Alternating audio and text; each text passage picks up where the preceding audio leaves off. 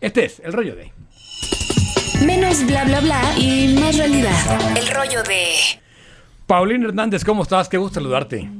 Hola, ¿qué tal, Diego? Buenos días a ti, también a Augusto y Alejandro. Gracias por invitarme a su programa. No, hombre, al contrario. Oye, a ver, se dan ya los lineamientos para evaluación o para, yo diría, no evaluación para este ciclo escolar. Tiene mucho sentido. Pero ¿cómo están ustedes analizando? ¿Qué impacto tiene esta no evaluación del ciclo escolar?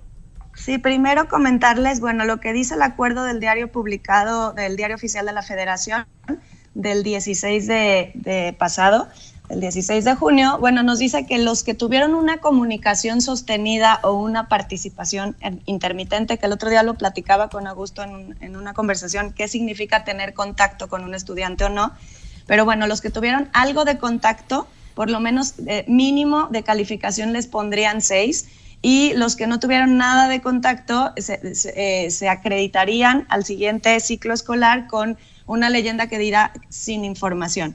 Luego, en los primeros 3 meses del ciclo escolar siguiente, se harían evaluaciones, una valoración, que es cuando ahorita se evalúa cada 3 meses, y ya se decidirá, ¿no? Eso es lo que dice el acuerdo. Ahora, ¿qué opinamos nosotros? Bueno, creemos pertinente, sí, no castigar 2 veces a los niños y niñas. La sociedad, el gobierno y todos como comunidad no hemos sabido atender a esta situación de la educación en la distancia o de la educación en la pandemia. Son cuestiones que no solo tienen que ver con educación, sino también con la situación de pobreza, de conectividad, de acceso, de recursos, inclusive de la participación de las familias en la educación, porque sabemos que también las familias pues tenemos que salir a trabajar y no podemos estar al pendiente de la educación a distancia de nuestros niños y niñas.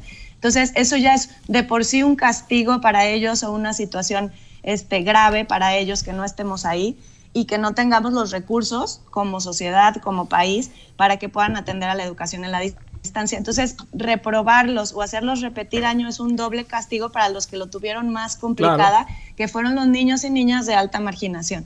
Ahora, sin embargo, no es tan fácil, ¿no? O sea, también ahora que regresemos al nuevo ciclo escolar, ¿qué vamos a hacer con estos niños y niñas que tuvieron poca conectividad o vamos a decir que no tuvieron conexión o comunicación con los docentes y con su escuela? Pues la propuesta es sí hacer evaluaciones diagnósticas, pero no nomás después a partir de eso hacer repaso del ciclo escolar pasado. En los primeros 3 meses no es tan sencillo. O sea, esto va a ser un proceso de rezago que va a llevar mucho tiempo, que tiene que ser un trabajo fino, que va a ser poco a poco y que además tiene que ser personalizado y que todos, también los otros niños y niñas que a lo mejor avanzaron más, también van a tener que participar en el proceso de sus compañeros, las familias. O sea, es un proceso que nos va a llevar tiempo, esta parte de la recuperación de los aprendizajes. Paulina, ¿qué tal? Buenos días. ¿Qué tal? El acuerdo que citas de la Secretaría de Educación en el apartado A, donde se habla del nivel de comunicación y participación sostenida, durante este periodo, la calificación mínima será 6. En el apartado B, donde se dice comunicación intermitente, en 1, 2 o los 3 periodos de evaluación, la calificación mínima será 6. En el apartado C, donde se dice comunicación prácticamente inexistente, se pone lo que ya nos decías, la leyenda sin información para el siguiente ciclo. Y esto me invita a mí a pensar que en uno de los logros del sistema educativo mexicano durante este periodo fue elevar la comunicación y la información al rango de aprendizaje. Sí. Porque se queda ese hueco. ¿Qué pasó con esa comunicación? ¿Qué sucedió con las niñas y con los niños, con la comunidad escolar, como se dice ahora, durante el periodo? Y aquí lo único que les preocupa otra vez, y es un retroceso de muchísimos años, es el numerito que va a aparecer en la boleta.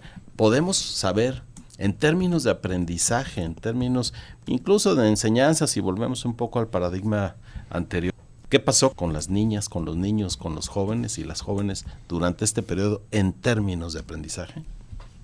Bueno, ahorita que hablabas de rezago educativo, hay estudios, por ejemplo, del INCO que señalan que vamos a estar con un retraso de 2 años de lo que sucedió, ¿no? O sea, estamos yendo para atrás. También tenemos un estudio que hizo Mexicanos Primero a nivel nacional y ahí, digamos, se hicieron evaluaciones a niños y niñas de cuarto de primaria, o sea, de 10 a 15 años.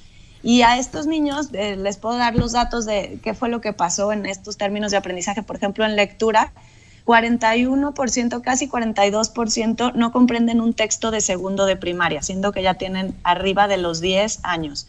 Y 61% no comprenden un texto de cuarto de primaria, ¿no? Y estamos hablando aquí, las pruebas se hicieron a niños de entre 10 y 15. Esto es en lectura. ¿Es el gabinete de qué estamos hablando? Sí. ¿El gabinete Montessori? Ellos están un poco peor, he visto. Sí. Y bueno, y ahora en matemáticas tenemos datos similares, ¿no? Por ejemplo, 88% no pudo resolver un problema de tercero de primaria, y es este mismo rango de estudiantes o de niños y jóvenes entre 10 y 15 años, ¿no? Entonces, ¿qué quiere decir esto? Que sí va a haber un rezago educativo más fuerte que el, vamos a decir, entre comillas, tradicional que ya venimos teniendo. Y ese no es el único problema, ¿no? El rezago en aprendizaje, sino también el abandono escolar, que yo quisiera aprovechar ahorita estar ahí con ustedes y para todos los que nos escuchan, que tenemos una cruzada que hacer todos, medios de comunicación, obviamente gobierno, docentes, directivos, familia, sociedad en lo general, para que los niños y niñas no abandonen la escuela. La Secretaría, ayer en la mesa de educación, el secretario hablaba de un 3% de niños y niñas que no tuvieron conexión con su escuela, que pudieran caer en el abandono escolar. Nosotros tenemos datos entre el 5 y el 7%, sea cual fuera el dato o la estadística. De cualquier manera estamos hablando de más de 100,000 niños de Jalisco que pudieran abandonar la escuela por la situación de la pandemia. ¿Por qué? Porque si vuelven a la escuela y entonces saben menos que el compañero, eso los desmotiva, no van a haber avanzado igual, inclusive la parte socioemocional también es desmotivante. Se había hablado de no cambiarles de maestro, ¿no? Que cambiaran, digamos, de ciclo con todo y maestro para evitar, digamos, este choque del nuevo maestro como parte, digamos, de las políticas.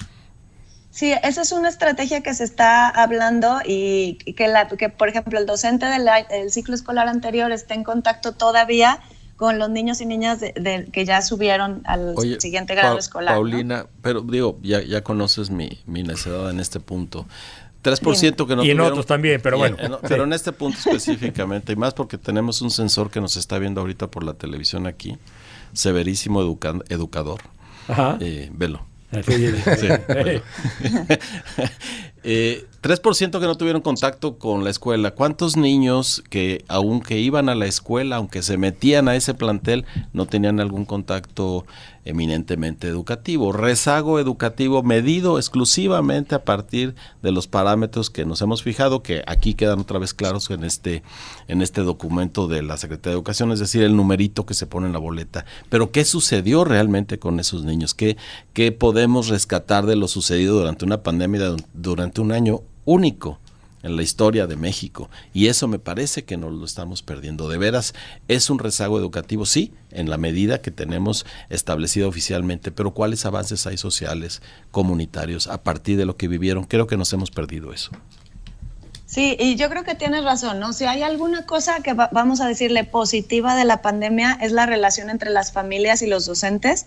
Las familias cambiaron, fueron más empáticas con los docentes con las familias, porque nos tocó ahora a todos tener a nuestros hijos en nuestras casas. Y eso fue, vamos a decir, algo positivo, pero también hubo repercusiones sociales positivas y negativas, ¿no? La manera como colaboramos en la casa a lo mejor cambió positivamente, pero también hubo a lo mejor violencia en algunos hogares que tenían estrés y ansiedad por la falta de empleo y la escasez que hubo en todo este tiempo, ¿no? Entonces, como bien dices, sí se tendría que hacer un estudio de qué fue lo que sí aprendimos durante la pandemia, que en esta parte de los... Ahorita, por ejemplo, los datos que presentaba son de lectura y matemáticas, porque es lo que se mide normalmente en las pruebas estandarizadas, en las pruebas PISA de la OCDE, para saber qué tanto nos va a afectar esto en el avance de nuestras niñas y niñas y en el avance que había tenido la educación en México como país, ¿no? Por ejemplo, habíamos ya ido disminuyendo poco a poco el tema del abandono escolar, y en términos de pandemia, que es lo que les decía, esta parte de se va a aumentar el abandono escolar, probablemente, ojalá que no, y es una tarea de todos que poco a poco nos vayamos incorporando otra vez a la escuela. Paulina, muchísimas gracias por estos minutos para decir las cosas, te mandamos un abrazo. Muchísimas gracias a los tres, hasta luego. Paulina Hernández.